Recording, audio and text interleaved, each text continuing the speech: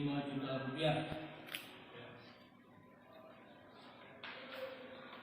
Dan uang tersebut oleh masing-masing kelompok diserahkan kepada konsultan, lalu konsultan menyerahkannya ke dinas atau ke kepala dinas tahun 2019.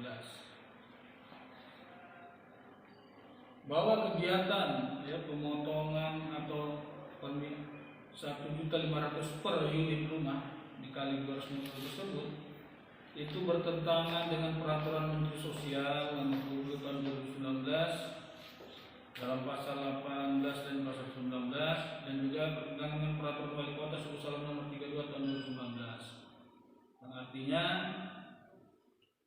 seharusnya hal itu tidak dilakukan oleh dinas sosial.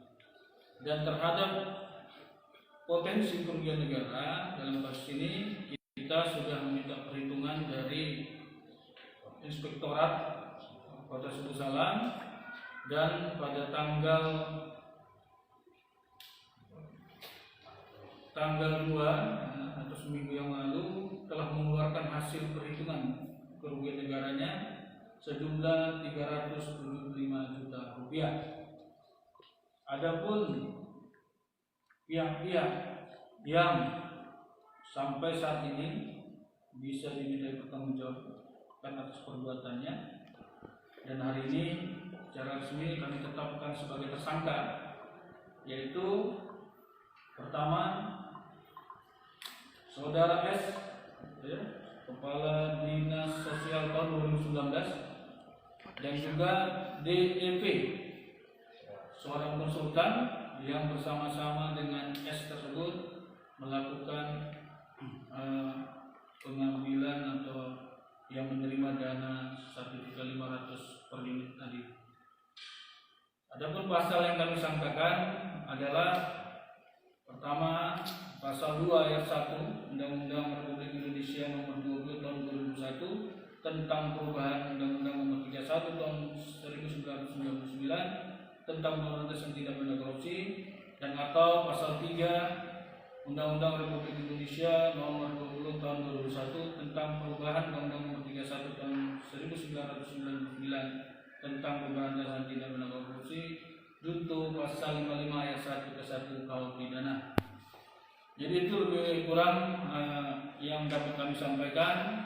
Jadi pada pihak-pihak lain, tim penyidik sampai saat ini masih bekerja, dan hari ini kita meyakini dengan bukti atau alat bukti yang cukup, artinya sudah lebih dari 2 alat bukti, penyidik yakin menetapkan sebagai tersangka S selaku Kepala Dinas Sosial tahun 2019 dan DEP selaku konsultan yang melakukan kerjasama bersama S tersebut.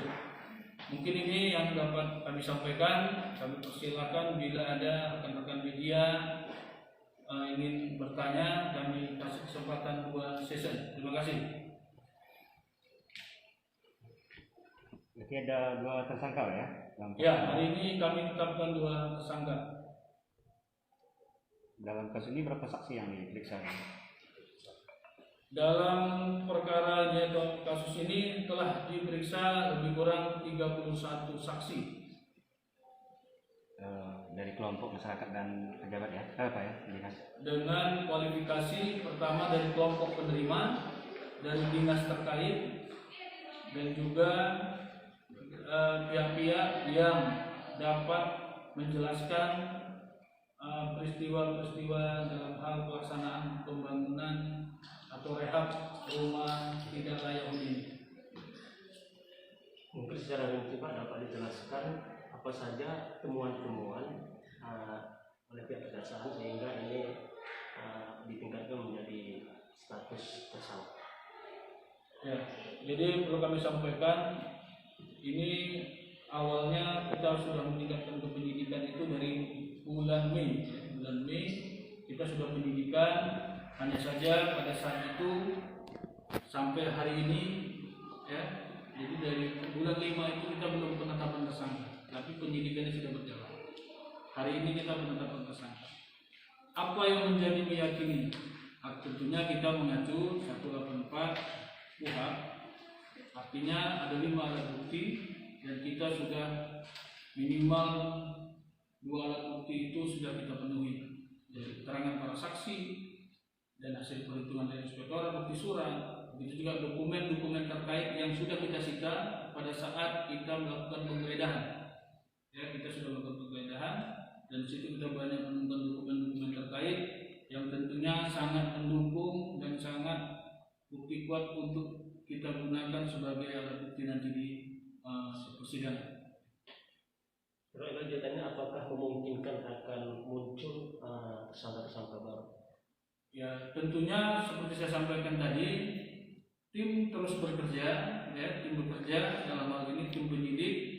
Tentunya sepanjang nanti ada peristiwa-peristiwa yang bisa dimintai pertanggungjawaban pihak-pihak lain didasarkan dengan alat bukti yang cukup, tidak tertutup kemungkinan pihak-pihak tersebut akan dimintai pertanggungjawabannya. Tapi sampai hari ini, ya, sesuai dengan hasil ekspos yang sudah dilakukan tim penyidik, kita atau tim penyidik untuk sementara menetapkan 2, dalam hal ini tadi S dan DEP. Terkait keberadaan tersangka saat ini Pak, di mana bisa untuk tersangka kami sudah panggil secara patut sebenarnya hari ini. Yang satu, ya, S, dalam informasi yang kami terima walaupun tidak resmi, ya, itu sedang sakit atau kena COVID. Sedangkan yang DEP itu belum ada informasi, tapi kita sudah panggil hari ini.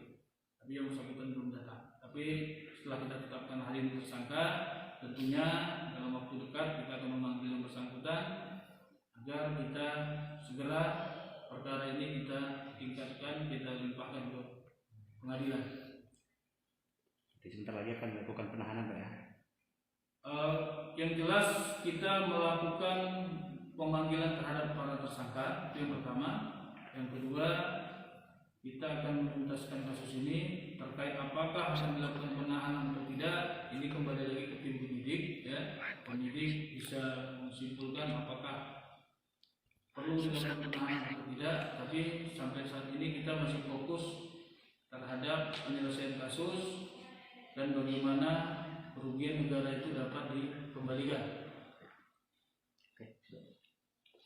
Ya, cukup ya. Kami mengucapkan terima kasih kepada rekan-rekan media atas kehadirannya dan kami tetap mengharapkan kerjasama yang baik agar perkara kasus ini dapat selesai tepat waktu dan sesuai dengan harapan dari masyarakat Kota Sumbersalam.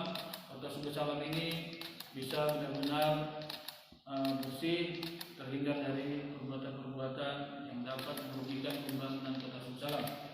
Saya akhiri dengan wabillahi taufiq wal hidayah. Assalamualaikum warahmatullahi wabarakatuh. Waalaikumsalam warahmatullahi wabarakatuh.